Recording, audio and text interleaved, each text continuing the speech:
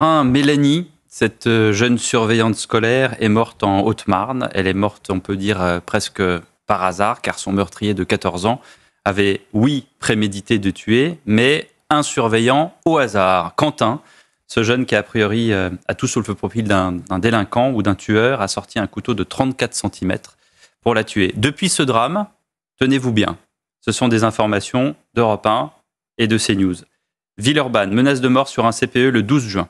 Lyon, interpellation d'un mineur de 15 ans, auteur de violences par ascendant, 12 juin, qui a d'abord violenté son père et ensuite voulait viser le directeur du collège qui voulait repousser son brevet des collèges. Rochefort-sur-Mer, port d'armes prohibé, collégien de 14 ans en garde à vue. Dreux, interpellation d'un mineur pour menace d'attentat, mineur de 13 ans qui voulait tuer une surveillante. Je peux vous en citer d'autres comme ça. Qu'est-ce qui se passe, Hervé Morin ? Qu'est-ce qui se passe ? Est-ce que c'est une désinhibition de la violence, comme le dit enfin le président Macron ? Oui, je pense la société s'est transformée. Elle est d'une violence qu'on n'a pas connue pour nous qui sommes des générations précédentes. Et on voit bien que sur ce sujet-là, on ne peut pas se limiter simplement à une réponse pénale.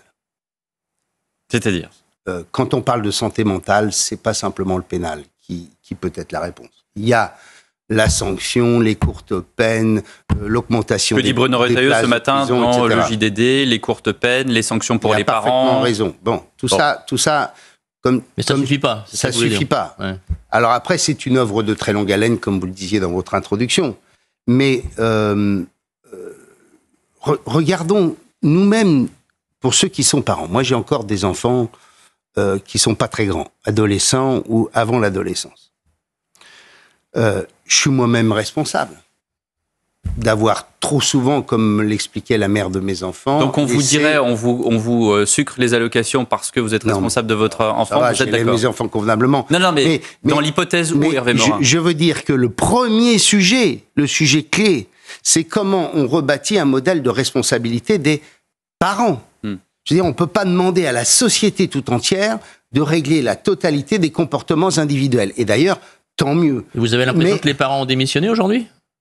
Écoutez, je ne dis pas que tous les parents ont démissionné, mais regardez autour de vous, quand vous êtes dans des réunions d'amis, combien de mômes sont avec des tablettes qui ont 8, 10 ans, parce que, grosso modo, ils vous foutent la paix pendant ce temps-là, pour prendre ce juste... Et la question de l'addiction aux écrans et d'une société de jeunes dont on est en train de transformer le logiciel mental est absolument gigantesque. Et on est tous responsables. Je vais vous donner ce chiffre qui est intéressant.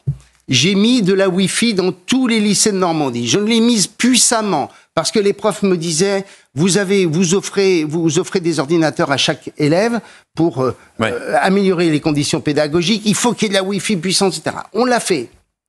Et les services, à la fin de l'année, me disent Président, on voudrait vous dire ça. 75 à 80% de la bande passante de Wi-Fi est utilisée pour TikTok, Instagram, Snapchat, etc. et les réseaux sociaux. Donc,